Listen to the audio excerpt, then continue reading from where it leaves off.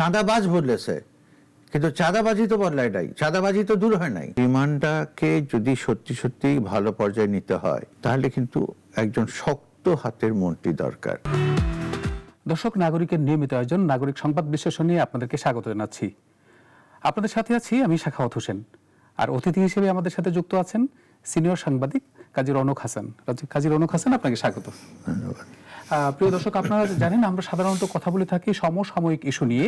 এই মুহূর্তে সবচেয়ে আলোচিত ইস্যুগুলো যদি আমরা তাকাই, গতকালকে মহামান্য রাষ্ট্রপতি হিসেবে শপথ নিয়েছেন মির্জা ফখরুল ইসলাম আলমগীর।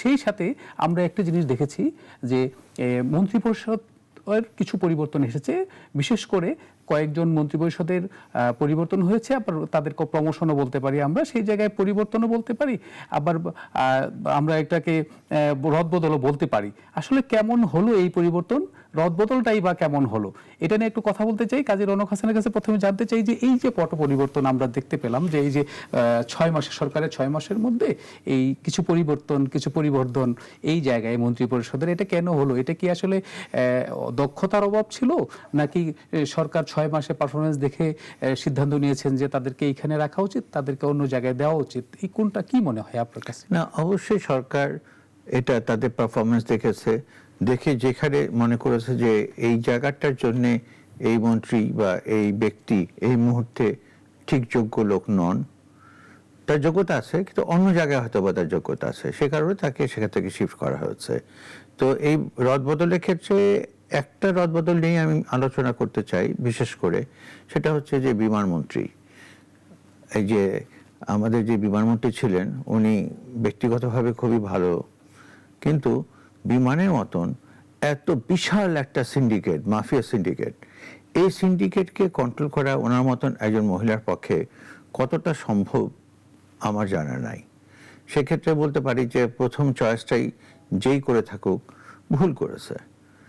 এর আগে বিমানের যে এমডি ছিলেন সেই এমডিকে কিন্তু এই সিন্ডিকেটের কারণেই নানান কিছুতে জড়িয়ে বিদায় করা হলো।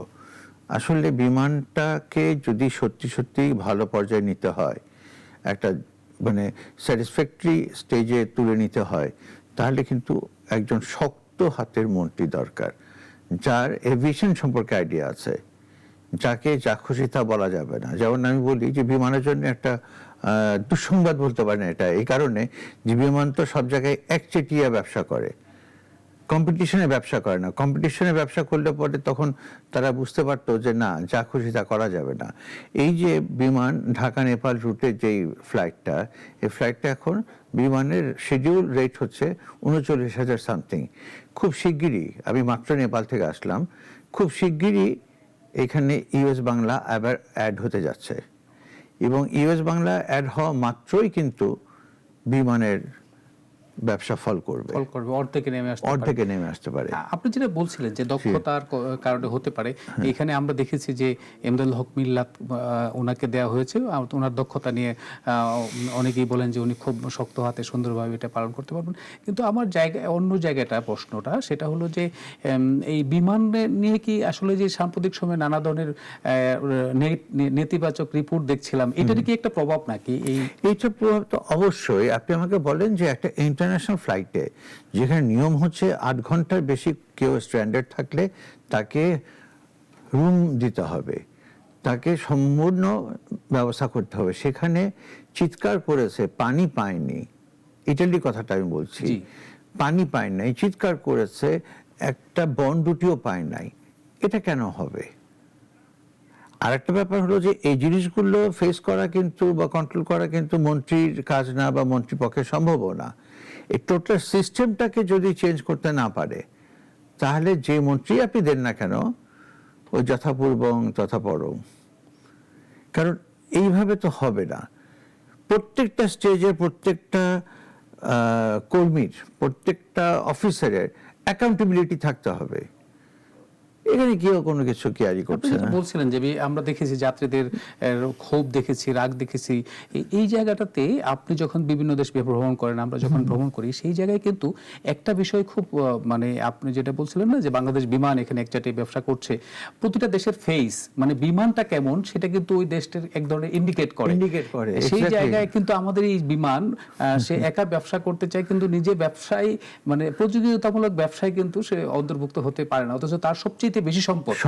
হ্যাঁ, এই জায়গায় কি আমাদের মনে হয় যে নিশ্চয়ই সরকার এই জায়গায় নজর দিয়েই দক্ষ লোককে দায়িত্ব দিয়েছেন।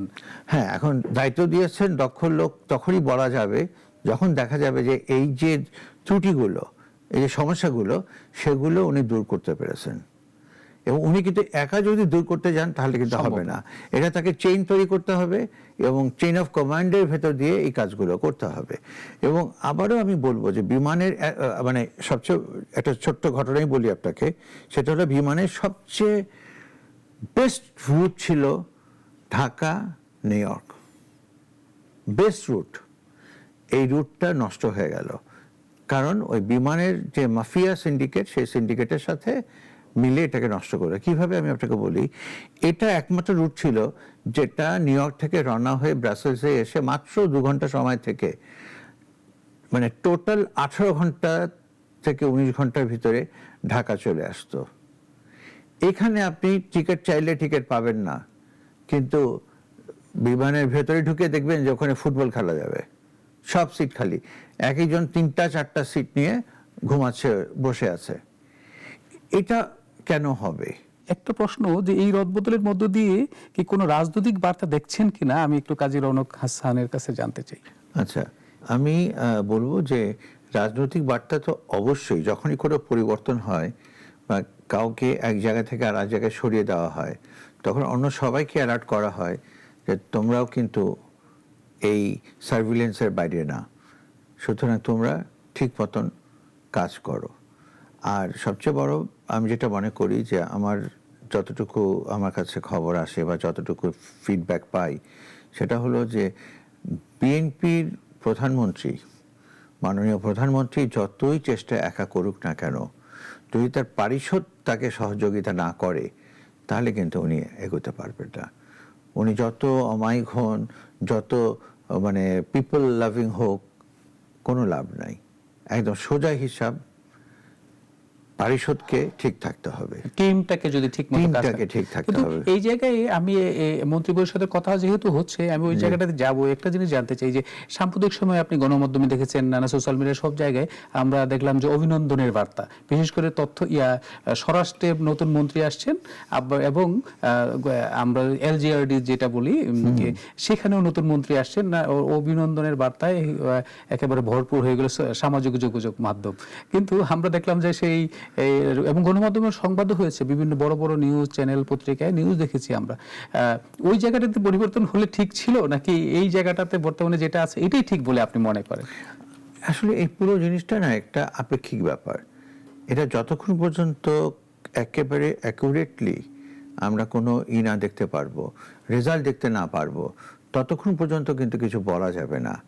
আর যেটা আমি বলতে চাই যে যা পরিবর্তন হয়েছে, এই অভিনন্দন বার্তা, যেমন আমি গতকালকের পত্রিকায় দেখলাম যে মির্জা ফখরুলের ছবি দিয়ে বেশ কিছু ব্যাংক ট্যাঙ্ক বড় বড় করে অভিনন্দন দিয়েছে। আমাদের মাননীয় প্রধানমন্ত্রী তারেক রহমান কিন্তু এটা একদম নিষিদ্ধ করে দিয়েছিলেন যে তার ছবি দিয়ে কোনো বিজ্ঞাপন হবে না। এখন এই ব্যাপারগুলোতে কিন্তু স্ট্রং করতে হবে, কারণ আমাদের মানে রক্তের ভেতরে একেবারে গুণগতভাবে এই তোবাজ করা এবং পরবর্তীতে এটার ফায়দা লোটার একটা চেষ্টা করা হয়। তো এই সুযোগটা কিন্তু দেওয়া উচিত না, এবং প্রেসিডেন্টেরও উচিত বা তার মন্ত্রণালয় থেকে বলা উচিত যে প্রেসিডেন্টের ছবি দিয়ে এই জিনিসটা চলবে না। তারেক রহমানের অসংখ্য পজিটিভ দিক আছে, কিন্তু সেগুলো ভেস্তে যাবে যদি তার টিম ঠিক মতন কাজ না করে। না, আপনি যেটা বলছেন নিশ্চয়ই আমাদের এই যে বার্তা নিশ্চয়ই শুনবেন, আমাদের রাষ্ট্রপতির দপ্তর নিশ্চয়ই এই বিষয়ে পদক্ষেপ নেবেন, কারণ মির্জা ফখরুল ইসলাম আলমগীরও কিন্তু উনিও এই যে টিমটা স্পিডে কাজ করছিল, আপনি টিমের কথা বলছিলেন, সেই টিমের একজন অন্যতম হাতিয়ার ছিলেন উনি। ওনার কাজের দক্ষতা নিয়ে কোনো প্রশ্ন তোলার উপায় নেই। কিন্তু আমরা একটা জিনিস জানতে চাই, সেই জায়গায় আপনি যেটা বলছিলেন যে সরকারের 6 মাস শেষ হলো, এই মানে যদি হিসাব করেন তাহলে আজকেই এই সরকারের 6 মাস শেষ হলো। সরকারের যে 6 মাস যদি শেষ হয়, এই 6 মাসে আপনি সরকারের কোন জায়গাটাতে ঘাটতি দেখলেন এবং কোন জায়গায় ভালো দিকগুলো দেখলেন?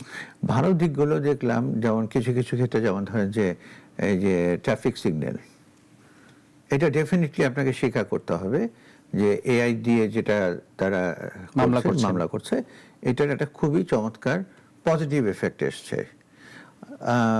প্রধানমন্ত্রী সকাল 9টায় অফিসে যান, সুতরাং সবাই বাধ্য হয়েছে সকালে অফিসে যেতে, মানে খুশি মনে বা অখুশি মনে, কিন্তু তারা সবাই বাধ্য হয়েছে। আগে সচিবালয়ে আমরা 12টায় গেলেও কর্মচারীদের বা ফাইল বড়জোর যেটা দেখতাম যে কোট ঝোলানো চেয়ারে ফ্যান চলছে, কোথায় স্যার কোথায়, এই একটু বাইরে গেছে।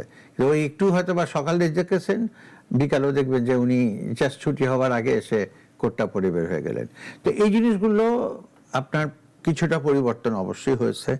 ওনার চিন্তার যে প্রতিফলন, সেটা তখনই সার্থকভাবে ফুটে উঠবে যখন আমরা দেখব যে, আমি বারবারই কিন্তু একটা কথা বলছি, তার টিম নিয়ে কিন্তু নানান ধরনের কথা উঠছে, নানান ধরনের অভিযোগ, নানান ধরনের স্বেচ্ছাচারিতার কথা উঠছে।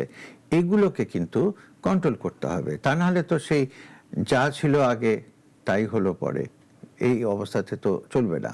আরেকটা ব্যাপার দেখেন যে চাঁদাবাজি বলেন, যেটাই বলেন, আসলে তো পরিবর্তন হয়নি, সব জায়গায় তো সেই একই সিস্টেম রয়ে যাচ্ছে, শুধু চেহারা বদলেছে, চাঁদাবাজ বদলেছে, কিন্তু চাঁদাবাজি তো বদলায় নাই, চাঁদাবাজি তো দূর হয় নাই। আমি আবারও রিপিট করছি, চাঁদাবাজ বদলেছে, এখন নতুন চাঁদাবাজ এসছে। তো এইগুলো যদি আমরা শুরু থেকে যদি আমরা এটাকে করতে না পারি, কন্ট্রোল করতে না পারি, তাহলে আস্তে আস্তে দেখবেন যে সেই আগের পর্যায়ে চলে যাবে। আপনি বলছিলেন যে আসলে মুখ পরিবর্তন হয়েছে, কিন্তু চাঁদাবাজের মুখ পরিবর্তন হলেও চাঁদাবাজ চলছেই। এই জায়গায় যখন আমরা এই কথাটা বলছি, তখন এটার পিছনে আমরা একটা সময় দেখতাম, আপনি যদি খেয়াল করে দেখেন, যে এই যে জিনিসপত্রের দাম নিয়ে নানা ধরনের কথা, এটার পেছনেও কিন্তু এই চাঁদাবাজির সাথে যুক্ত থাকে।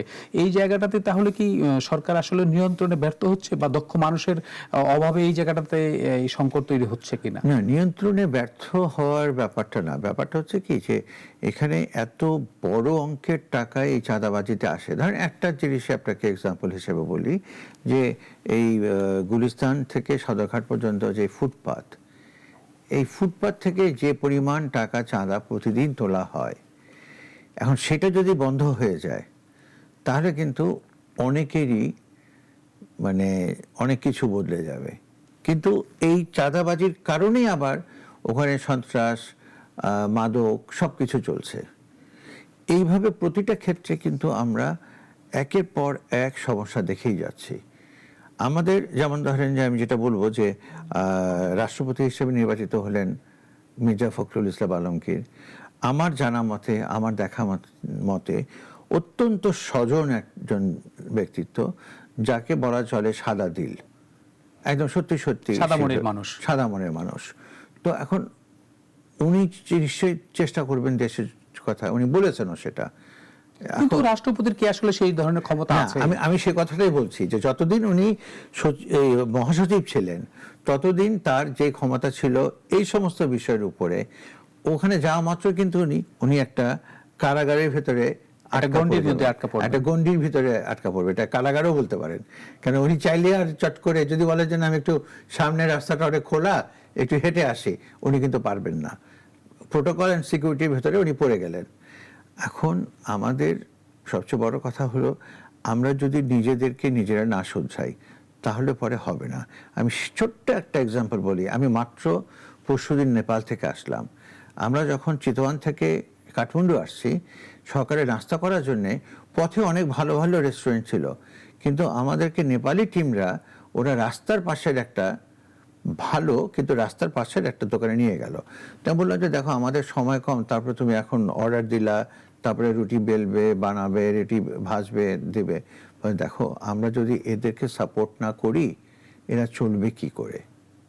এই যে মানে নিজেদের দেশের লোককে সাপোর্ট করা, দেশপ্রেম, এই জিনিসটা আমাদের ভেতরে ডেভেলপ করতে হবে। এবং যতদিন পর্যন্ত আমরা দেশপ্রেম নিজেদের ভেতরে আনতে না পারবো, আমরা দেশপ্রেমিক হতে না পারবো, ততদিন যত বুলি আওড়াই না কেন কোনো লাভ হবে না, আমাদের অবস্থা আগের মতনই থাকবে। তবে ডেফিনেটলি আমি বলবো যে এই সরকার 6 মাস একটা সরকারকে জাজ করার জন্য যথেষ্ট সময় না, কিন্তু এই সরকার অনেক অনেক পজিটিভ মানে স্টেপ নিয়েছে, যে স্টেপগুলো ডেফিনেটলি ভবিষ্যতে যদি কন্টিনিউড হয় তাহলে আমরা দেখব যে দেশের একটা সুন্দর পরিবর্তন হয়েছে। আমরাও চাই যে দেশের মানুষের মতো আশাবাদী আমি, আপনি, আমরা সবাই হ্যাঁ। দেশের মানুষের পরিবর্তন চাই। সেই পরিবর্তনটা যাতে পজিটিভ হয়, চাঁদাবাজি বন্ধ হোক, বা ছিনতাইকারী বন্ধ হোক, খুন বন্ধ হোক, এই যে যেটা মোবের মাধ্যমে যেটা করা হচ্ছে সেটা বন্ধ হোক। যে কাজী রৌনক হাসান, আপনি সময় দেওয়ার জন্য অসংখ্য ধন্যবাদ। ধন্যবাদ। প্রিয় দর্শক, কথা বলছিলাম আমাদের সমসাময়িক ইস্যু নিয়ে, জানার চেষ্টা করছিলাম যে এই যে মন্ত্রিপরিষদের পরিবর্তন হলো, এটা কেমন হলো, কেন হলো।